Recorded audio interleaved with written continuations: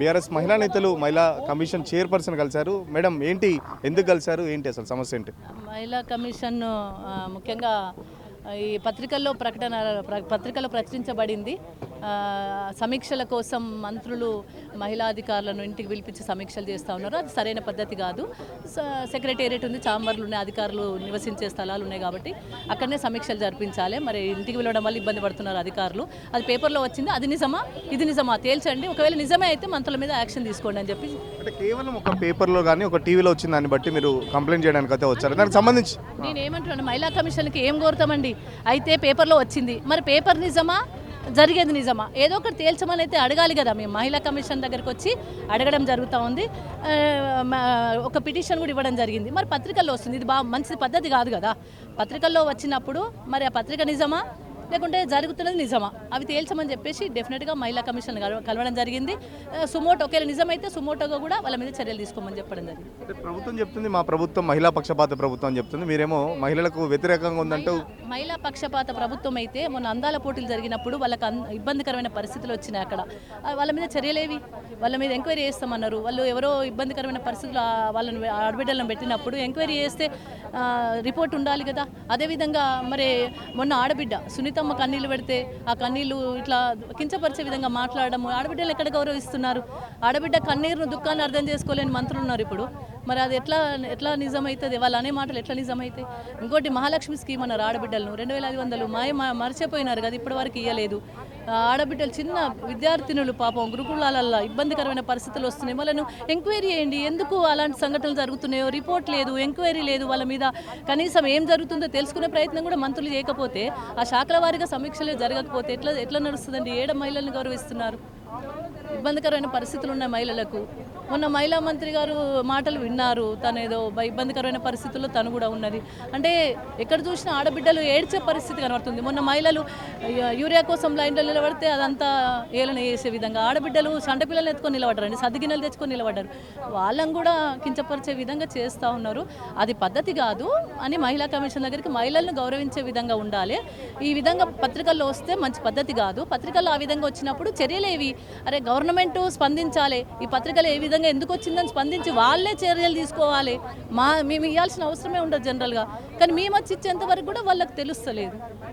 నిజంగా అలాంటి సంఘటన జరిగితే బట్ ఆఫీసర్లు కూడా బయటకు వచ్చి చెప్పే పరిస్థితి లేదంటారా? అంత స్వేచ్ఛ లేదంటారా? ఎట్లా చెప్తారండి? ఎట్లా చెప్తారు? ఏ విధంగా చెప్పగలుగుతారు? ఎందుకంటే ప్రభుత్వం ఉంది, ప్రభుత్వం కింద పనిచేసే అధికారులు వాళ్ళు డెఫినెట్గా వాళ్ళ ఏ ఇబ్బంది వచ్చినా చెప్పుకోలేరు కదా. ఎవరైనా నేను ఆ పరిస్థితిలో నేనున్నా కానీ ఏమి ఇబ్బంది వచ్చినా చెప్పుకోలేము కదా. అలాంటి సంఘటన మీ దృష్టికి ఏమన్నా వచ్చాయా? మీకు ఎవరైనా ఫోన్ చేసి చెప్పడం కానీ లేకపోతే మిమ్మల్ని కలవడం కానీ? అలాంటి సంఘటనలు అయితే రాలేదు, కానీ ఈ విధమైన కథనాలు రావడం వల్ల రాష్ట్రానికి మంచిది కాదు, ఎవరికి మంచిది కాదు. ఆ విధంగా కథనాలు రావడం వల్ల నిజంగా జరగవచ్చు, జరగకపోవచ్చు, కానీ జరిగితే ఒక రకమైన ఇబ్బంది, జరగకపోతే పర్వాలేదు. జరుగుతూ ఇబ్బందికరమైన పరిస్థితులు ఉంటే అలా జరగకుండా చూడండి, ఒకవేళ జరిగితే యాక్షన్ తీసుకోండి అని చెప్పండి. చైర్పర్సన్ లేరు, తను ఏదో టూర్లో ఉన్నట్టున్నారు, సెక్రటరీ గారికి ఇవ్వడం జరిగింది. ఈరోజు ఉమెన్ కమిషన్కి బీఆర్ఎస్ నాయకులు అందరూ మహిళా నాయకులు వచ్చి ఒక రిప్రజెంటేషన్ ఇవ్వడం జరిగింది. నిన్న ఏదైతే న్యూస్లో ఏబిఎన్ ఆంధ్రజ్యోతిలో వచ్చిన కథనం ప్రకారం మహిళలని ఎక్కడికక్కడ ఇబ్బంది పెట్టే ప్రయత్నం ప్రభుత్వం చేస్తుంది కాబట్టి వాటి మీద యాక్షన్ తీసుకోమని చెప్పేసి ఉమెన్ కమిషన్కి మా మహిళా నాయకులతో కలిసి రిప్రజెంటేషన్ ఇచ్చి డిమాండ్ చేయడం జరుగుతుందండి. ఈరోజు ఏంటి అసలు ఒక పేపర్లో వచ్చిన దాన్ని పట్టుకొని మీరు ఎలా కంప్లైంట్ చేస్తారు? దానికి సంబంధించి మీ దగ్గర ఏమైనా ఆధారాలు ఉన్నాయా? ఏంటి అసలు ఏబిఎన్ ఆంధ్రజ్యోతి గవర్నమెంట్కి సంబంధించిన పేపర్ అనేది ప్రతి ఒక్కరికి తెలుసు. గత డే 1 నుంచి ఇప్పుడే కాదు, గతంలో కానివ్వండి, ఇప్పుడే కానివ్వండి, రేవంత్ రెడ్డికి చాలా అత్యున్నత ఫ్రెండ్ ఎవరైనా ఉన్నారు అని అంటే ఏబిఎన్ ఆంధ్రజ్యోతి రాధాకృష్ణ గారు. వారు కూడా చాలా సందర్భాలలో వాళ్ళ మీడియా ముఖంగా నాకు ఏ పక్కా ఇన్ఫర్మేషన్ ఉంటే తప్ప నేను అది న్యూస్ వేయను అని చెప్పేసి చాలా సందర్భాల్లో వాళ్ళు చెప్పడం జరిగింది. సో ఇది పక్కా ఇన్ఫర్మేషన్ ఉంటేనే కదా ఏబిఎన్ ఆంధ్రజ్యోతిలో ఆ ఆర్టికల్ అనేది వస్తుంది అనేది మా అభిప్రాయం. సో గతంలో కూడా చాలా సందర్భాలలో చాలా ఇన్సిడెంట్స్ జరిగినాయి. అసెంబ్లీలో కానివ్వండి, ఒక మిస్ వరల్డ్ కంటెస్టెంట్ అయిన ఒక ఇంగ్లాండ్ సంబంధించిన కంటెస్టెంటే కానివ్వండి, అండ్ రీసెంట్గా ఒక మంత్రి కూడా ఒక మహిళలను పట్టుకొని ఆర్టిఫిషియల్గా ఏడుస్తున్నాం, ఒక భర్త చనిపోయిన మహిళలను పట్టుకొని ఆర్టిఫిషియల్గా ఏడుస్తున్నాం అనడం, మహిళా జర్నలిస్టులు గ్రౌండ్ రిపోర్ట్ చేస్తున్న వాళ్ళ మీద అక్రమ కేసులు పెట్టి వాళ్ళని ఇబ్బంది పెట్టే ప్రయత్నం, ఇట్లాంటివి ఎన్నో జరిగినాయి. ఎన్నో సందర్భాలలో మేము ఉమెన్ కమిషన్కి కంప్లైంట్ చేయడం జరిగింది. అసలు వీళ్ళేమో ఒక మహిళా నాయకురాలు కింద పనిచేస్తారు, మళ్ళీ గౌరవం ఇస్తున్నాం, మహిళలను కోటీశ్వరం చేస్తా అని చెప్పేసి మాట్లాడుతున్నారు. ఇన్ని మాట్లాడుతున్న వ్యక్తులు ఒక్కడు కూడా రియాలిటీలో కనిపించట్లేదు. మహిళలని ఇంకా ఎక్కువ ఇబ్బంది పెడుతున్నారు, అనుచితంగా మాట్లాడుతున్నారు. వాళ్ళ మనోభావాలను కానివ్వండి, మనోస్థైర్యాన్ని కానీ దెబ్బతీసే విధంగా కూడా ప్రభుత్వాలు పనిచేస్తున్నాయి. కాబట్టి ఉమెన్ కమిషన్ ఒక సపరేట్ ఏజెన్సీ, వారికి ఎటువంటి గవర్నమెంట్ తోటి ఎటువంటి కనెక్షన్ ఉండదు. సో వారు ఏ మహిళ వచ్చి కంప్లైంట్ చేసినా కూడా సుమోటోగా దాన్ని తీసుకొని మహిళలకు న్యాయం చేసే విధంగా వాళ్ళు పనిచేయాలి. కానీ గతంలో కొన్ని సందర్భాలు చూస్తే మా నాయకుల మీద కొంతమంది నాయకులు కాంగ్రెస్ పార్టీ నాయకులు వచ్చి కంప్లైంట్ ఇస్తే ఇమీడియట్గా సుమోటోగా తీసుకున్న ఉమెన్ కమిషన్ మేము ఇప్పుడు ఏవైతే ప్రూఫ్స్ ఉన్నాయో దాని బేస్ మీద తీసుకోమనంటే కాలయాపన చేస్తున్నారు. ఈరోజు ఇచ్చిన కంప్లైంట్ బేస్ చేసుకొని వాళ్ళు గిట్ట నిజాలు బయట పెట్టకపోతే మేము కూడా ఏ రకంగా కూడా ముందుకెళ్ళాలనేది లీగల్ పరంగా వెళ్ళి వాటిని అన్నింటిని కూడా బయటికి తీసుకొని వస్తాం. చెప్తున్నారు ఏం కల్చర్ ఏమైనా మీ ఇప్పుడు అందరు మాట్లాడి మీరు వింటా ఉన్నారు. నిన్న ఏబిఎన్లో, ఆంధ్రజ్యోతిలో వచ్చింది, ఏబిఎన్ న్యూస్లో వచ్చింది. దాన్ని అయితే ఆ క్లిప్పింగ్స్ తీసుకోపోయి మేము అంటే మిగతా ఛానల్ ఒకళ్ళు టీవీస్ వచ్చింది ఆంధ్ర నమస్తే తెలంగాణ వస్తే ఏమంటారంటే వాళ్ళే కావాలని రాయించారు, మేము అంటే అధికార పార్టీ మీద వెళ్ళగలుగుతున్నారో రకరకాలుగా మాట్లాడేవాళ్ళు. కానీ ఏబిఎన్ ఛానల్ గత 2 ఏళ్ల నుంచి అంటే మొదటి నుంచి కూడా రేవంత్ రెడ్డి గారికి అనుకూలంగా ఛానల్ ఆ పేపర్లో వచ్చింది కాబట్టి ఆ క్లిప్ని పెట్టుకుంటూ మీరు రాధాకృష్ణ గారు ఏదైతే వారు ఆర్టికల్ రాశారో దాంట్లో క్లియర్గా సాయంత్రం వేళలో కొంతమంది మంత్రులు మహిళా ఉద్యోగస్తులను పిలిపించుకుంటున్నారన్న వర్డ్ మెన్షన్ చేశారు. కాకపోతే మీరు దయచేసి నిన్నటి పేపర్ మీరు 4వ పేజీ చూస్తే క్లియర్ కట్ కనబడతా ఉంది. దాన్ని మేము మహిళా కమిషన్ని మా బీఆర్ఎస్ పార్టీ మహిళా విభాగం అందరం కూడా డిమాండ్ ఏం చేశామంటే దాన్ని నిజాలు తేల్చండి. ఏవైతే మహిళలు ఇబ్బంది పడుతున్న వాళ్ళ హక్కులను కాల రాయకుండా మీరు దయచేసి ఇటువంటి ఏవైతే మంత్రులు పిలిపించుకుంటూ వాళ్ళని సుమోటోగా యాక్షన్ తీసుకోని చెప్పేసి వారికి చెప్పడం జరిగింది. వారిని యాక్షన్ తీసుకోని కూడా అన్నాం. మీకు తెలుసు హర్ష భార్గవి గారు ఢిల్లీలో మొన్న ఏ విధంగా ఆమె అధికారం అంటే ఒక అధికారి కూడా రోడ్ ఎక్కి కూడా మాకు అంటే నువ్వు అధికారి కాదని చెప్పేసి పోలీసు వాళ్ళు అంటారు, ఎక్కువసేపు ఉంటే అరెస్ట్ చేస్తామంటారు. అంటే ఢిల్లీలో చూసుకున్నా అంతే, ప్రపంచ అందాల పోటీలు అయినప్పుడు ఏవైతే ఆ మహిళ ఆ రోజు కూడా అన్నారు, నాకు తెలంగాణలో పోతే మాకు అవగాహన జరిగింది, అక్కడ వేరే దేశంలో వారు అక్కడ ఆ విధంగానే అవమానం జరిగింది, ఢిల్లీలో జరిగింది.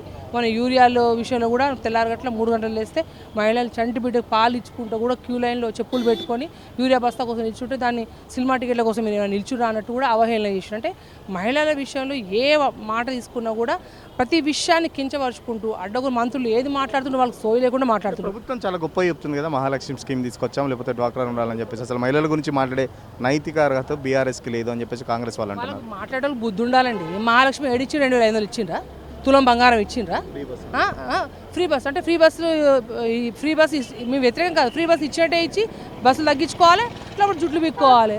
అంటే ఎంత గలీజ్గా చేస్తున్నారంటే ఇటు 2,500 ఇవ్వలేదు, మీకు తులం బంగారం ఇవ్వలేదు, మీకు దాని బస్సులు తగ్గించిండ్రు, మీరు ఆడపిల్లలు స్కూటీ అంటారు, పెన్షన్ పెంచుతామంటుంది. ఈ విధంగా అంటే కేసీఆర్ కిట్టు మీకు అంటే కళ్యాణ లక్ష్మి ఏది చూసుకున్నా కూడా వాళ్ళు నోటి వరకే మాటల వరకే పరిమితమైన కానీ వాళ్ళు చేసింది లేదు. ఈ విధంగా అంటే ఇప్పటికైనా జూబ్లీస్ జరుగుతున్న ఎలక్షన్స్లలో మాగంటి సునీత గారు ఏడిస్తే దాన్ని అవహేళన చేసిండు. అంటే ప్రజలన్నీ గమనిస్తూ ఉన్నారు, టైం కోసం చూస్తూ ఉన్నారు. కానీ మేము ఒకటే చెప్తా ఉన్నాం, ఇప్పటికైనా మీరు తేరుకొని మహిళలకు మీరు గౌరవించండి అని చెప్పి మేము వాళ్ళని డిమాండ్ చేస్తా ఉన్నాం. అంటే ఇంటి ఆడబిడ్డను అవమానించిన బీఆర్ఎస్ పార్టీకి మహిళల గురించి మాట్లాడిన నైతిక అర్హత కూడా లేదంటూ ఇటీవల మంత్రులు కూడా మాట్లాడారు. ఫస్ట్ ఇంటి పంచాయతీ ఇంటి ఆడబిడ్డను నడిపించారు, మీరు మహిళల గురించి మాట్లాడారు. ఆ ఇష్యూ నుంచి ఎక్కువ మాట్లాడవసరం లేదు. దాని తెర వెనక ఎవరు ఉన్నారు, ఏం జరుగుతుందో అందరూ తెలిసి, అందరూ కళ్ళు మూసుకొని పాలు తాగుతలేరు ఎవరు కూడా. వాళ్ళు ఏదున్నా ఇంటి వ్యవహారాన్ని వాళ్ళంటే వాళ్ళ నామకి దాన్ని రాజకీయం చేయాలని చూస్తూ ఉన్నారు తప్ప అసలు ఎవరికి ఎటువంటి ఇబ్బంది కలిగింది లేదు, ఎవరికి అవమానం జరిగింది లేదు. ఖచ్చితంగా ఏదైతే పేపర్ కథనాన్ని బేస్ చేసుకొని మేము మహిళా కమిషన్ దగ్గరికి అయితే వచ్చాము. సో ఖచ్చితంగా ఆ పేపర్ రాసింది నిజంగా అయితే మంత్రులకు సంబంధించి ఎవరు వెళ్ళారు, మంత్రుల దగ్గరికి ఎవరు మహిళా ఆఫీసర్లు వెళ్తున్నారు, ప్రభుత్వం ఎంక్వైరీ చేయాలి, మహిళలకు సంబంధించి రక్షణ చర్యలు చేపట్టాలి. ఎందుకంటే వర్క్ ప్లేస్లో ఇంత పెద్ద ఆఫీసర్లకే సరైన స్వేచ్ఛ లేకపోతే మామూలు మహిళల పరిస్థితి ఏంటని చెప్పేసి బీఆర్ఎస్ పార్టీ మహిళా నాయకురాలు కూడా చైర్పర్సన్ కలిసే ప్రయత్నం చేశారు. బట్ తను అందుబాటులో లేకపోయేసరికి ఆఫీస్లో ఉన్న వాళ్ళకైతే రిప్రజెంటేషన్ ఇచ్చారు. గతంలో కూడా చాలాసార్లు మహిళలకు సంబంధించి రిప్రజెంటేషన్ ఇచ్చినా కనీసం పట్టించుకోవట్లేదు. బట్ కాంగ్రెస్ పార్టీ వాళ్ళు ఏదైనా కంప్లైంట్ ఇస్తే మా నాయకుల మీద మాత్రం ఖచ్చితంగా కేసులు అయితే ఫైల్ చేసిన పరిస్థితి కూడా వాళ్ళు గుర్తు చేసుకుంటున్న పరిస్థితి. ఇప్పటికే మహిళలకు సంబంధించి చాలా వరకు హామీలు ఇచ్చిన కాంగ్రెస్ ప్రభుత్వం కనీసం మహిళలకు సంబంధించిన గౌరవాన్ని కూడా ఇవ్వట్లేదని చెప్పేసి కాంగ్రెస్ ప్రభుత్వం మీద కంప్లైంట్ ఇవ్వడానికి అయితే వచ్చారు. సో దీని మీద ఒక కమిటీ లాగా ఎంక్వైరీ చేసి గతంలో ఎందుకంటే అందాల పోటీలప్పుడు ఇష్యూలో కూడా చాలా వరకు కంప్లైంట్ చేశారు. వాళ్ళు వేరే దేశాలకు వెళ్ళి అక్కడ తెలంగాణలో మాకు అన్యాయం జరిగింది, అగౌరవం జరిగిందని చెప్పేసి చెప్పినప్పుడు కూడా కనీసం పట్టించుకోలేదు. సో ఇప్పటికైనా ప్రభుత్వం కళ్ళు తెరిచి అలాంటి సంఘటనలు మళ్ళీ ఒకసారి జరగకుండా చూసుకోవాలని చెప్పేసి చెప్తున్న పరిస్థితి. వీడియో జర్నలిస్ట్ సతీష్తో సురేష్ తెలుగు కోసం. అసలైన తొలి వెలుగు. ఫాలో వాట్సాప్ @తొలి వెలుగు official.